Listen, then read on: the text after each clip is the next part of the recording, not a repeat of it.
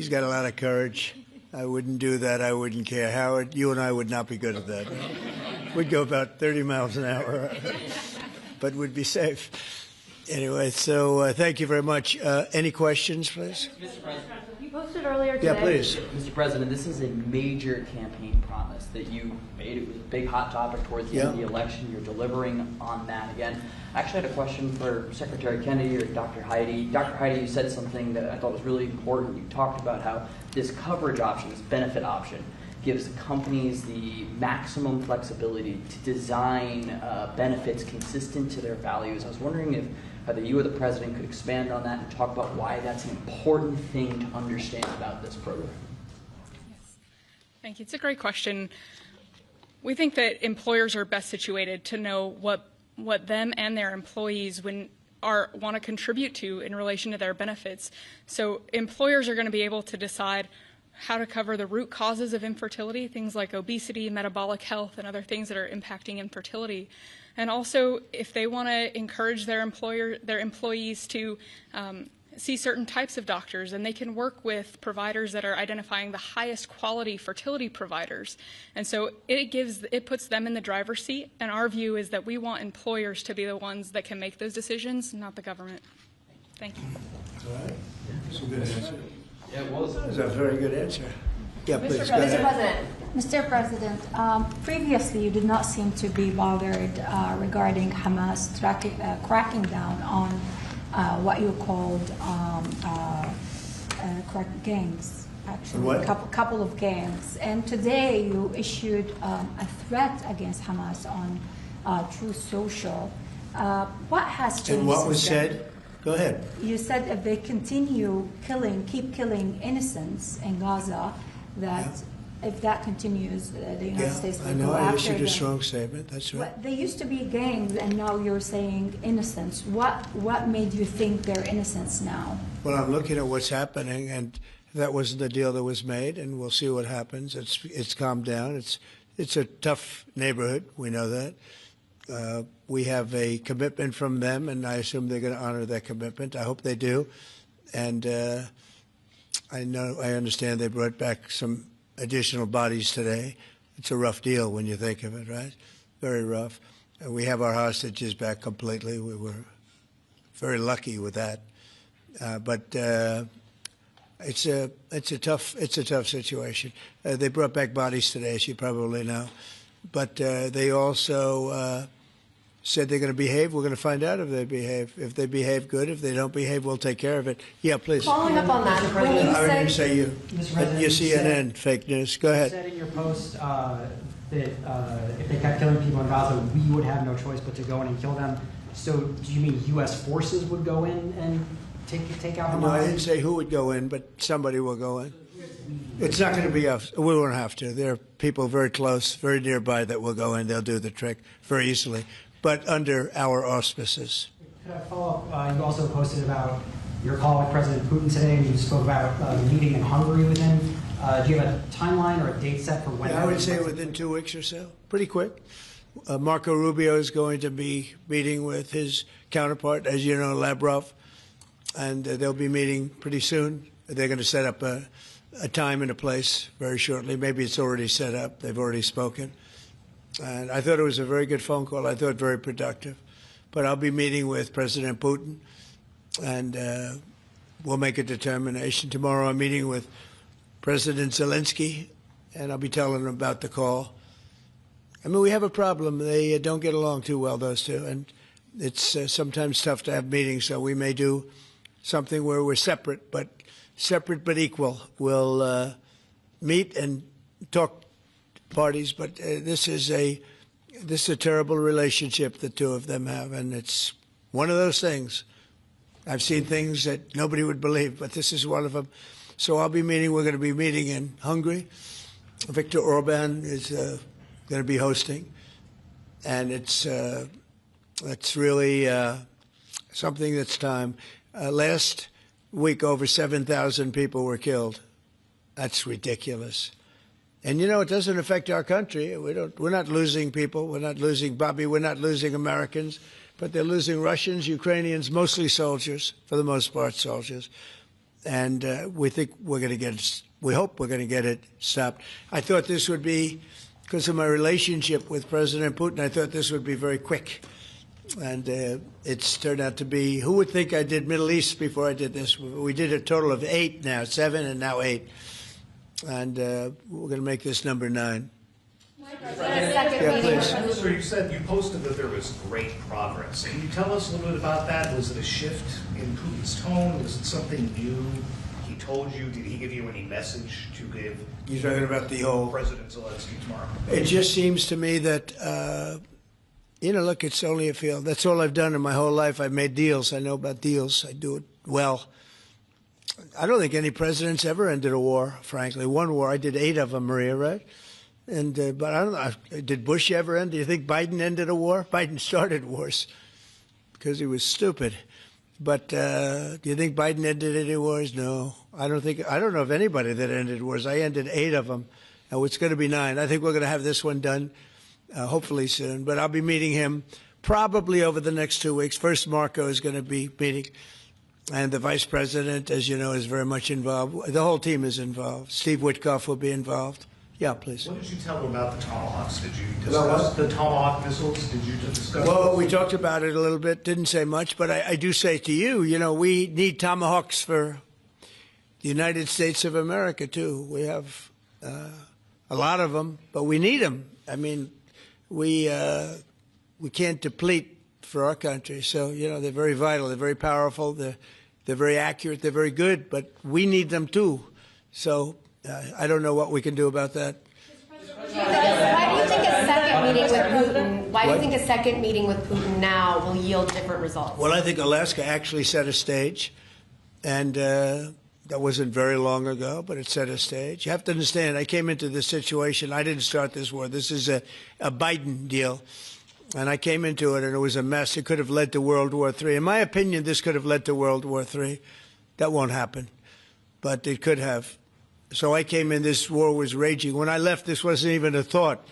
For 4 years, nobody talked about it. I spoke to President Putin about Ukraine. It was the apple of his eye, but there was never going to be doing anything like this. And this all went because of some really bad decisions that were made. And look what you have. You have millions of people dead. You have just a horrible, horrible situation. I'm doing it to save souls. That's all I'm doing it for. I'm not doing it for us. We have an ocean between us. I'm doing it also to help Europe. They want to have it ended, but they're unable to do it. I'm able to do it. So I think we'll be successful.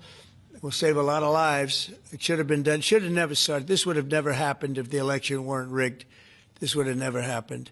But it did happen, and I'll get it stopped. Okay. What's your message to pro-life Yeah, go ahead. conservatives? Yeah, you mentioned a $1,300 drug at the top of this. Were you referring to the weight loss drugs? I was referring to Ozempic, or I was heard the fat loss drug. So those are going to be $150 out of pocket Yeah, for well, Americans. they'll be much lower. They'll be much lower.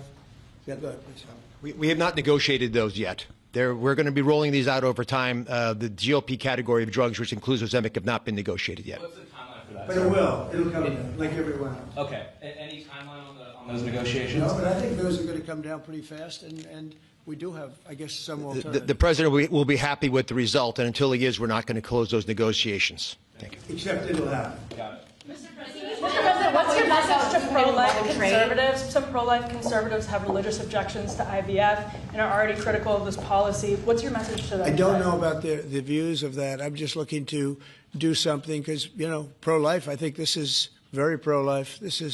You can't get more pro-life than this. Please. Mr. President, you've been talking about how this new benefit plan will also include root cause treatments for infertility. How will you make sure that those root cause treatments are equally accessible to IVF? Well, I think we're going to be doing that. Would anybody like to talk about that subject? I'll comment Please. on the rulemaking process. I think it's the determination, again, Secretary of Labor, the determination, the Department of Labor is issuing their intent today to open up the rulemaking process, again, for more flexibility. Anytime that you have a president who's leading when you can offer more access to health care at a lower rate is a benefit to the American people and to the end user, and that's exactly what he's doing. And so you heard before that through the Q&A guidance that was issued today with the other agencies. That will give guidance to our employers and the employees about what the flexibility of that is, and then again, opening that rulemaking process for further determination of the access that can be had, offered in those benefits for all different types of health care access is the goal of the Department of Labor. Good answer. Thank you. I like this better. I just said, they can do better than me. Yeah, please. Do you think Good we job, could Laura. see- You know, you're doing a fantastic job. I shouldn't tell, I won't say it, that I will not say that she was recommended by the Teamsters. Can you believe it? And she's turned out to be a gem, an absolute gem. You're doing a great job. Thank you very much. Mr. President, John Bolton was just Do you indicted. think we can see your deal-making skills applied to the government shutdown anytime soon? Well, look, I mean, all we want to do is just extend. We don't want anything. We just want to extend, live with the deal that they had. They want to spend $1.5 trillion on illegal immigrants, and they want to destroy health care for everyone else. And it's crazy. It's crazy. People that are here illegally, they want to spend $1.5 trillion. So we're just not going to do it. No, we have to take care of our health care. Now, we're doing that today, and we're doing it with, favored nations, the most favored nations. Your costs are going to be dropping greatly. And I'm really I'm really happy that it's at the beginning of my administration, because I did insulin and got it down to like $25, but it doesn't kick in. It didn't kick in for 2 years by statute, so it couldn't kick in. And I said, boy, I hope I win this election, because if I don't, somebody else is going to take credit for it, Bobby. And sure as can be, Biden said, he didn't even know what the hell was happening, and it was a hard thing for me to do. I got insulin way down. What was it before that? It was just massive. It was impossible to afford. And sure as can be, because it was statute, it couldn't have been earlier. I said, boy, this falls into the next administration. I better win.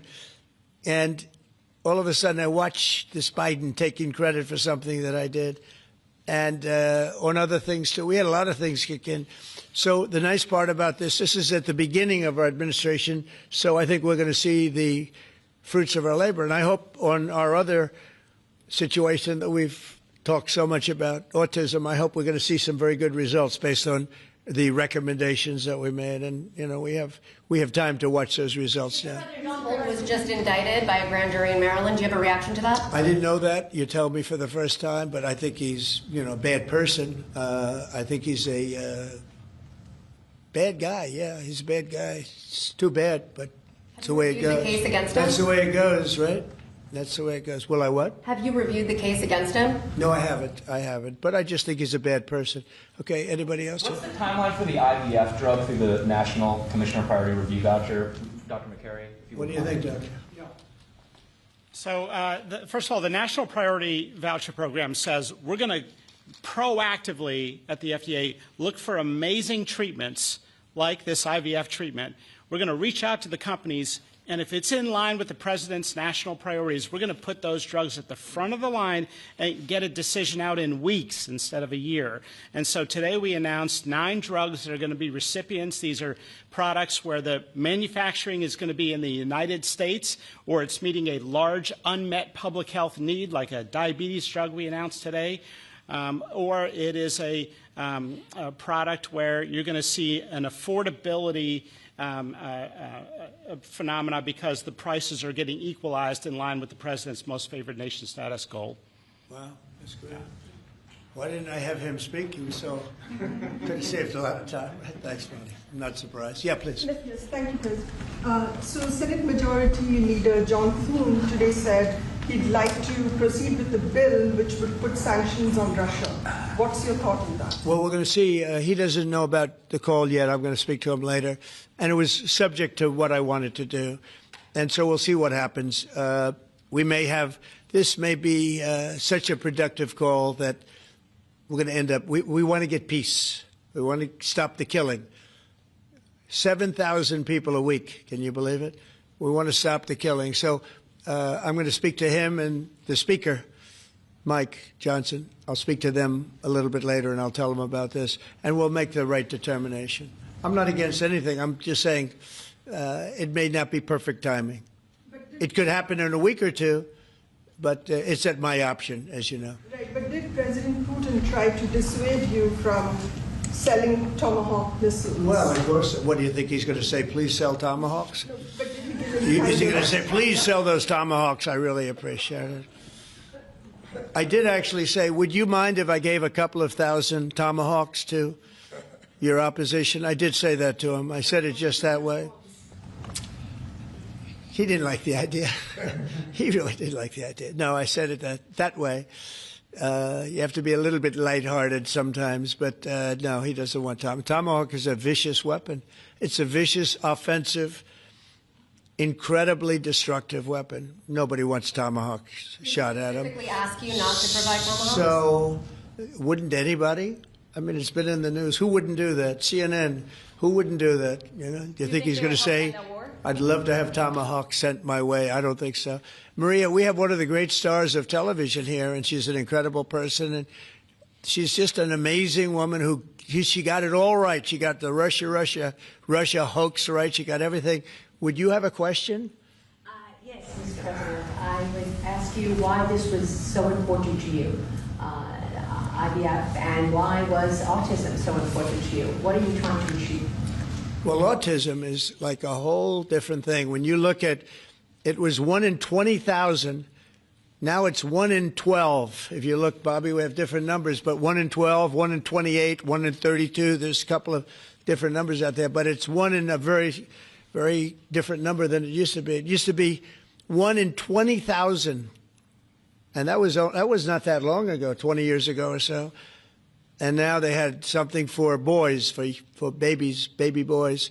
It's 1 in 12. I heard 1 in 10, Bobby. I heard another one, different lists. But when you think of that, it's not even sustainable, but there's something artificial.